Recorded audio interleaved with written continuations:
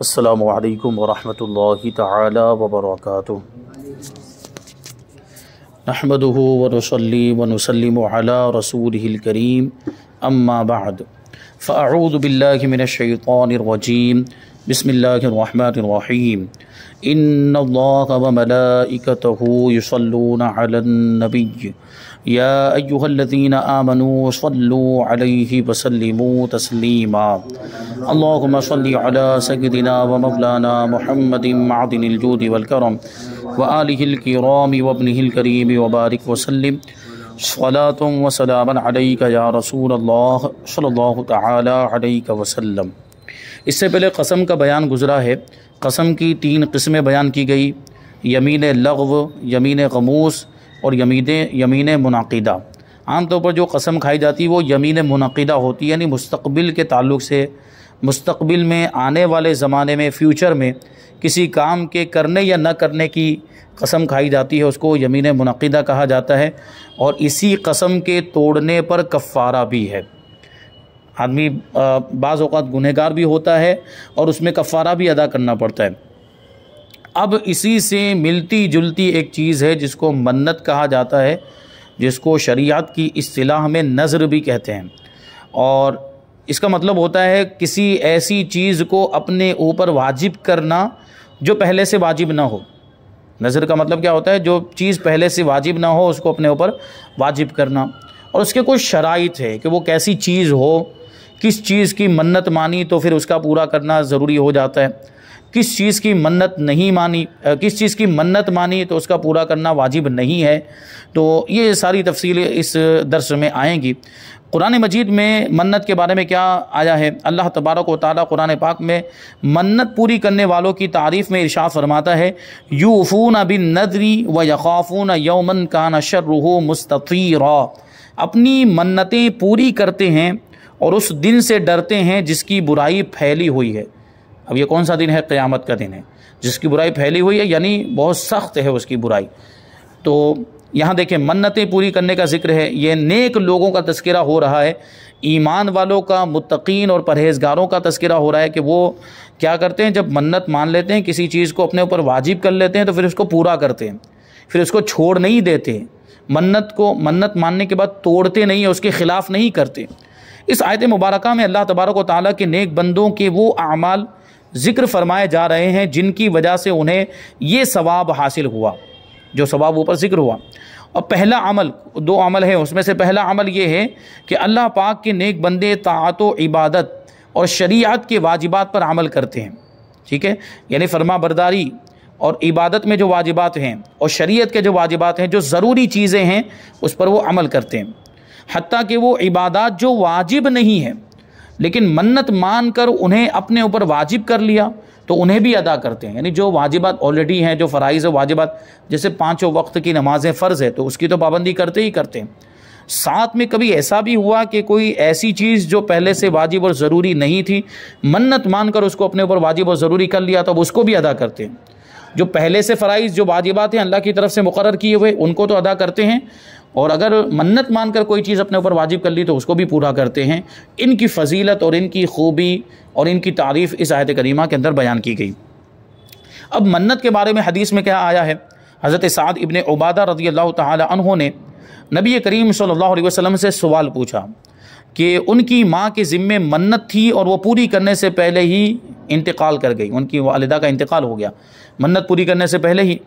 تو حضور پاک صلی اللہ علیہ وسلم نے جواب ارشاد فرمایا کہ یہ اسے پورا کریں، یعنی حضرت سعد ابن عبادہ سے ارشاد فرمایا کہ تم اسے پورا کرو، یعنی تمہاری والدہ نے جو منت مانی تھی اور منت کو پورا کرنے سے پہلے ان کا انتقال ہو گیا تو اب اس منت کو تم پورا کرو۔ دیکھیے یہ منت کی اہمیت اس میں بتائی گئی ہے۔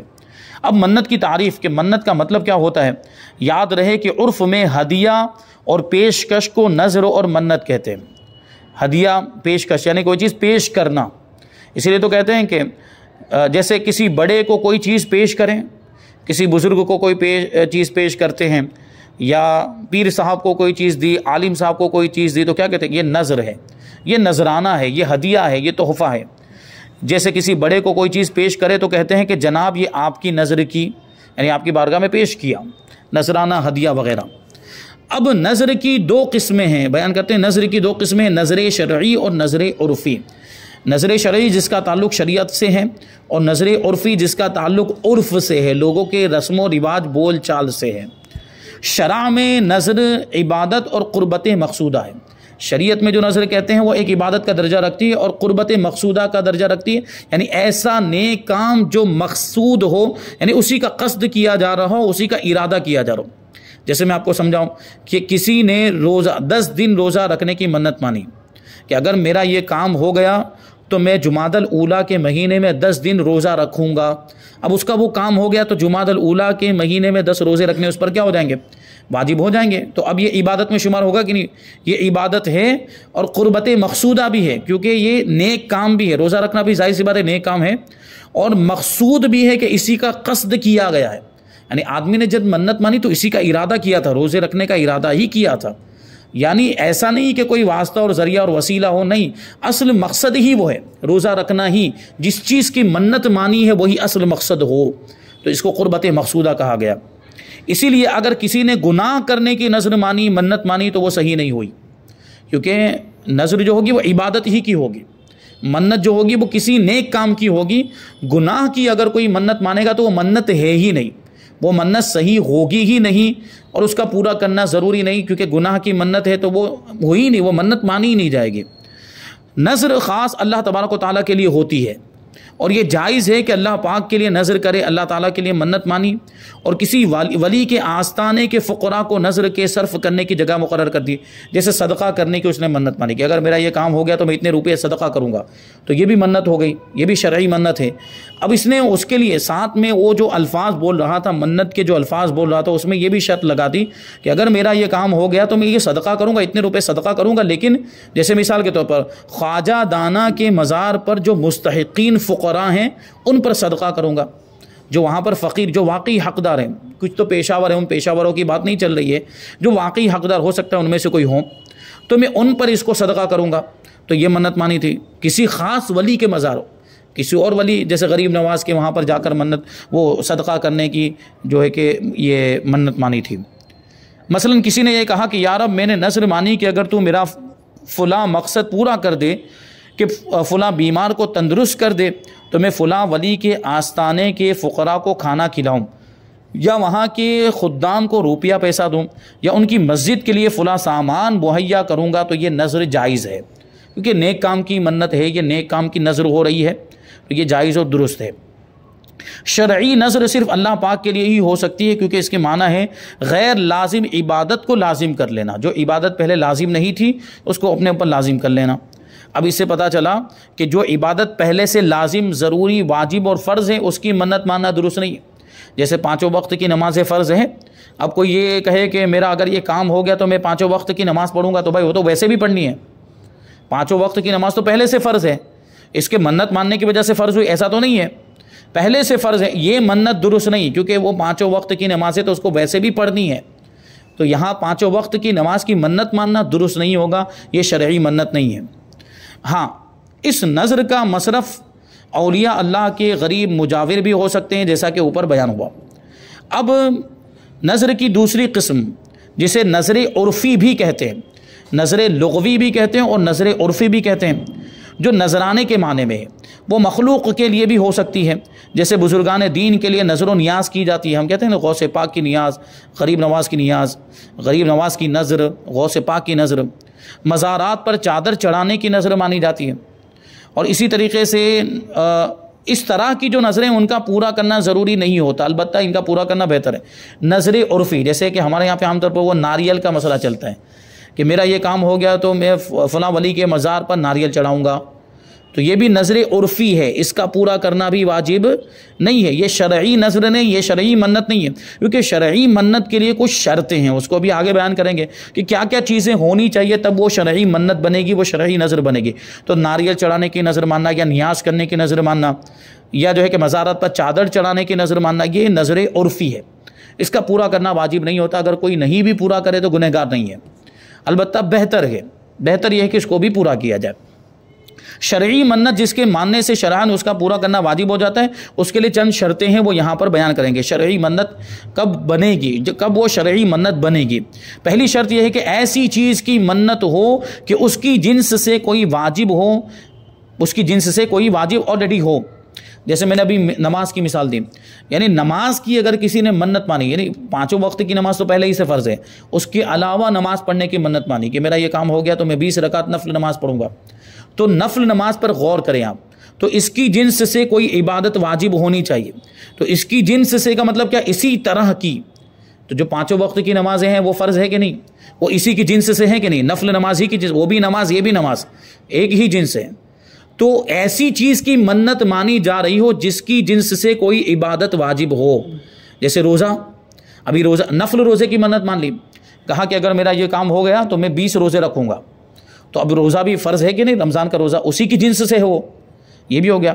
صدقہ کرنے کی منت مان لی کہ اگر میرا یہ کام ہو گیا تو اتنے اتنے روپے میں صدقہ کروں گا، اس کی جنس سے واجب ہے کہ نہیں؟ زکوٰۃ اور فطرہ وہ بھی ایک قسم کا صدقہ ہی ہے۔ تو ایسی عبادت کی منت مانی جس کی جنس سے کوئی دوسری واجب عبادت ہو۔ عیادت مریض کی عیادت کو لے جانا، کہ مریض کی بیمار پرسی کے لیے جانا، عیادت کا مطلب کیا؟ اس کی حالت کو دریافت کرنے کے لیے جانا، تسلی دینے کے لیے جانا۔ اور مسجد میں جانے اور جنازے کے ساتھ جانے کی منت نہیں ہو سکتی، کیونکہ دیکھیں یہ اس کی جنس سے کوئی واجب نہیں ہے، مریض کی عیادت سنت ہے، واجب نہیں ہے۔ مسجد میں جانے کے لیے منت ماننا، کیونکہ مسجد میں جانا یہ کوئی فرض یا واجب نہیں ہے۔ مسجد میں عبادت کرنے کے لیے جائیں گے تو عبادت فرض یا واجب ہوگی، لیکن مسجد میں جانا فرض یا واجب ایسا نہیں ہے۔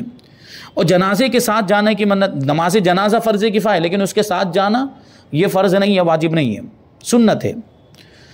اور دوسرے نمبر پر ہے وہ عبادت خود بالذات مقصود ہو، یعنی اسی کا قصد کیا جا رہا ہو، اسی کا ارادہ کیا جا رہا ہو، کسی دوسری عبادت کے لیے وہ وسیلہ اور ذریعہ نہ ہو۔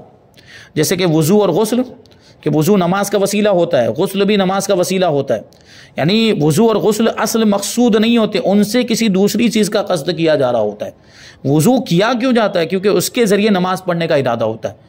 غسل بھی اسی لیے کیا جاتا ہے تاکہ آدمی پاک ہو جائے تو عبادتیں کر سکے۔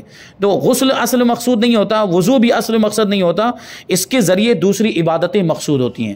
تو یہ وضو اور غسل یہ خود مقصود نہیں ہوا، یہ عبادت تو ہے، وضو بھی عبادت ہے، غسل بھی عبادت، لیکن عبادت غیر مقصودہ ہے۔ لیکن نماز یہ عبادت مقصودہ، آدمی نماز پڑھتا ہے، نماز کی نیت کرتا ہے تو نماز ہی کا ارادہ ہوتا ہے، نماز ہی کا قصد ہوتا ہے، نماز کے ذریعے کسی دوسری چیز کا قصد نہیں ہو رہا ہوتا ہے، نماز ہی مقصود ہوتی بالذات، نماز پڑھ رہا ہے، نماز ہی کا ارادہ ہے، نماز ہی کا قصد ہے، تو نماز عبادت مقصودہ ہے۔ اسی طرح اور بھی دوسری عبادتیں ہیں۔ تو ایسی عبادت کی نظر ہونی چاہیے، ایسی عبادت کی منت ہونی چاہیے جو مقصود بالذات ہو، یعنی خود اسی کا ارادہ کیا جا رہا ہو، وہ کسی دوسری عبادت کا وسیلہ اور ذریعہ نہ ہو۔ لہٰذا وضو، غسل اور نظر مصحف کی منت صحیح نہیں۔ نظر مصحف یعنی مصحف کو دیکھنے کی نظر، کیونکہ مصحف مانے قرآن شریف، قرآن شریف کو دیکھنا بھی ثواب ہے کہ نہیں؟ قرآن شریف کو دیکھنا بھی ثواب ہے۔ قرآن شریف کو دیکھنے کی اگر کوئی منت مانے گا تو یہ منت درست نہیں ہے۔ قرآن شریف پڑھنے کی منت مانے تو ہو سکتا ہے، یہ قرآن شریف صرف دیکھنے کی منت مانے تو یہ منت درست نہیں ہے۔ آگے ہے تیسری شرط، اس چیز کی منت نہ ہو جو شرع نے خود اس پر واجب کی ہو، یعنی پہلے سے جو چیز واجب ہو اس کی منت مانے گا تو وہ منت درست نہیں ہوگی۔ جیسے کہ میں نے بھی مثال دی، خواہ فی الحال واجب ہو یا آئندہ واجب ہو، مثلا آج کی ظہر یا کسی فرض نماز کی منت، یہ صحیح نہیں کہ یہ چیزیں تو خود ہی واجب ہے، یہ فرض نماز ظہر کی نماز تو اس کو ویسے بھی پڑھنی ہے، یا اور کسی فرض نماز کی منت مانے تو وہ پہلے ہی سے لازم، ضروری اور واجب ہے۔ تو جو چیز پہلے سے واجب ہے اس کی منت ماننے کا کوئی مطلب نہیں، وہ منت درست نہیں ہوتی۔ چوتھی شرط، جس چیز کی منت مانی وہ خود بذات ہی کوئی گناہ کی بات نہ ہو، کوئی گناہ کا کام نہ ہو، اور اگر کسی اور وجہ سے گناہ ہو تو منت صحیح ہو جائے گی۔ یعنی اس سے پہلے بتا چکے ہیں کہ گناہ کی منت مانے تو وہ درست نہیں۔ گناہ کا کام کرنے کی مثال کے طور پر اگر یہ کہا کہ اگر میرا یہ کام ہو گیا تو اللہ کی پناہ، مطلب اس طرح کوئی بھی کسی بھی گناہ کا کام، مطلب کہ میں فلاں آدمی کو جا کر ماروں گا، پیٹوں گا وغیرہ، اس طرح یہ گناہ کے کام کی مطلب منت مانے تو یہ درست نہیں ہے۔ تو وہ بالذات گناہ ہو، بالذات گناہ کی بات ہو تو وہ منت درست نہیں ہوگی۔ لیکن اگر کسی اور وجہ سے وہ گناہ ہو، یعنی مطلب کیا ہے کہ وہ اپنی اصل کے اعتبار سے، اپنی ذات کے اعتبار سے وہ گناہ نہیں ہے، لیکن کسی دوسری چیز کی طرف نسبت کرتے ہوئے وہ گناہ ہو جا رہا ہے، تو اس کی منت صحیح ہو جائے گی. جیسے عید کے دن روزہ رکھنا منع ہے، عید کے دن روزہ رکھنا مکروہ تحریمی ہے، بعض علماء نے حرام بھی لکھا ہے. اگر اس کی منت مانی تو منت صحیح ہو جائے گی. اگرچہ حکم یہ ہے کہ اس دن روزہ نہ رکھے بلکہ کسی دوسرے دن روزہ رکھے، کہ یہ ممانعت عارضی ہے، یعنی عید کے دن ہونے کی وجہ سے روزہ منع ہے. ورنہ روزہ تو عبادت ہے، ورنہ یوں ایک روزہ تو ایک نیک کام ہے، روزہ رکھنا تو ایک جائز چیز ہے، اچھا کام ہے، بلکہ عبادت میں اس کا شمار ہوتا ہے. بس اس دن کی طرف نسبت کرتے ہوئے ناجائز ہو جا رہا ہے. عید کے دن روزہ رکھنا جائز نہیں ہے، اس لیے اگر کسی نے عید کے دن روزہ رکھنے کی منت مانی ہے تو اس دن وہ روزہ نہیں رکھ سکتا، اس کو روزہ رکھنے کی اجازت نہیں. لیکن منت درست ہو جائے گی، اس کی منت صحیح ہو جائے گی. کا کیا مطلب؟ منت کے احکام، نذر کے احکام اس پر مرتب ہوں گے. مطلب کیا ہوا کہ اس نے دن بھی متعین کیا تھا، اب روزہ تو رکھنا ہی ہے اس کو. اب اس دن روزہ نہ رکھنے کی وجہ سے اس روزے کی قضا اس کے اوپر لازم ہوگی، دوسرے کسی دن اس کے لیے وہ روزہ رکھے. لیکن چونکہ دن متعین کیا ہوا تھا اور اس دن میں اس نے روزہ نہیں رکھا تو اس کی منت ٹوٹ گئی، اس کی جو منت تھی وہ ٹوٹ گئی. اور منت ٹوٹ جانے کی وجہ سے اس کا کفارہ لازم ہوتا ہے. اس کا کفارہ یعنی اب اس کو کفارہ بھی دینا، یعنی یہ روزے کی قضا بھی کرنی پڑے گی اور اس کا کفارہ بھی دینا پڑے گا. کفارہ کیا ہے منت کا؟ منت کا وہی کفارہ ہے جو قسم کا کفارہ ہے. قسم کا کفارہ پیچھے کیا بیان کیے؟ کیا ایک غلام کو آزاد کرنا. غلام آزاد کرنے کی طاقت نہ ہو تو کیا کرنا ہے؟ 10 مسکینوں کو دونوں ٹائم کا پیٹ بھر کے کھانا کھلانا ہے، یا ان کو متوسط درجے کے کپڑے پہنانا ہے، درمیانی انداز کے کپڑے، جو بہت مہنگے بھی نہ ہو اور بہت سستے بھی نہ ہو، درمیانی قیمت والے کپڑے ہوں. ٹھیک ہے. اور اگر یہ بھی نہ کر سکتا ہو تو پھر کیا کرنا پڑے گا؟ 3 دن کے روزے رکھنے. 3 دن کے روزے رکھے، وہ بھی مسلسل پہ در پہ روزے رکھنے. ٹھیک ہے. یہ پوری بات جو ہے کہ پیچھے آ چکی ہے. قسم کا جو کفارہ ہے وہی منت کا بھی کفارہ ہے. شرعی منت ماننے سے شرعاً اس کا پورا کرنا واجب ہو جاتا ہے، لیکن عرفی منت میں پہلے بتایا جا چکا ہے کہ عرفی منت میں اس کا پورا کرنا واجب نہیں ہوتا. پورا کرے تو بہتر ہے، نہ کرے تو کوئی گناہ بھی نہیں ہے. اچھا، منت میں کبھی کبھی ایسا ہوتا ہے کہ مطلق منت مانی جاتی ہے. جیسے مثال کے طور پر کسی نے یہ کہا کہ اگر میرا یہ کام ہو گیا تو میں 10 روزے رکھوں گا. یہ مطلق منت ہوئی، مطلق نذر ہوئی. اس کا مطلب کیا؟ اب جب بھی چاہے وہ 10 روزے رکھ سکتا ہے. اگر اس کا وہ کام ہو گیا تو کسی بھی مہینے میں رکھ سکتا ہے، کیونکہ اس نے مطلق کہا، وقت کے ساتھ اس کو مقید نہیں کیا، کون سے وقت میں، کون سے مہینے میں، کون سے دن میں. کوئی اس نے منت مانتے وقت جو ہے وہ الفاظ نہیں بولے تھے. ٹھیک ہے. الفاظ میں دن کا ذکر نہیں کیا تھا، مہینے کا ذکر نہیں کیا تھا. تو اب جس مہینے میں چاہے، جن دنوں میں چاہے وہ 10 روزے رکھ سکتا ہے. لیکن اگر دن بھی متعین کر دیا ہو، تاریخ بھی متعین کر دی ہو اور مہینہ بھی متعین کر دیا ہو تو جو وہ اب منت مانتے وقت جو بولے گا اس کی پابندی لازم اور ضروری ہو جائے گی. جیسے اگر کسی نے یہ منت مانی تھی کہ میں جمادی الاولیٰ کے پہلے 10 دن میں روزے 10 رکھوں گا، جمادی الاولیٰ کے مہینے کے پہلے 10 دنوں میں 10 روزے رکھوں گا، تو اب جمادی الاولیٰ کے 10 دنوں میں ہی رکھنے پڑیں گے. اب اگر آگے پیچھے ہو گیا تو منت ٹوٹ گئی، اس کا مطلب یہ ہوا. ٹھیک ہے. اسی طرح نماز پڑھنے کا معاملہ ہے. اگر 20 رکعت نماز پڑھنے کی نیت مانی ہے تو 20 رکعت پڑھنی پڑے گی. اگر کم پڑی ہے تو وہ منت اس کی پوری نہیں ہو. اس میں بھی اگر دن وغیرہ کچھ مقرر کیا کہ اس دن میں پڑھوں گا تو پھر اسی دن پڑھنی پڑے گی، جس دن اور جس تاریخ کا یا جس مہینے کا ذکر کرے گا. تو جو بھی الفاظ وہ بولے گا ان الفاظ کی پابندی اس کے لیے لازم اور ضروری ہوگی. جیسے کہ میں نے ابھی روزے کی مثال دی. تو یہاں پر منت کا بیان مکمل ہو گیا. آگے امانت کا بیان ہے. امانت جو ہم عام بول چال میں بولتے ہیں، کسی کے پاس کوئی سامان حفاظت کے لیے رکھنا، اس کو امانت کہا جاتا ہے. اور امانت رکھنے کے کچھ شرائط ہے، امانت رکھنے کی ذمہ داریاں ہیں. اور کبھی ایسا بھی ہوتا ہے کہ امانت جس کے پاس رکھی گئی ہے وہ چیز کبھی ضائع ہو جاتی ہے. یعنی وہ چیز جیسے ہلاک ہو گئی، کوئی ایسی چیز تھی ضائع ہو گئی، برباد ہو گئی، چوری ہو گئی. تو ایسی صورت میں امین پر کیا لازم ہوگا؟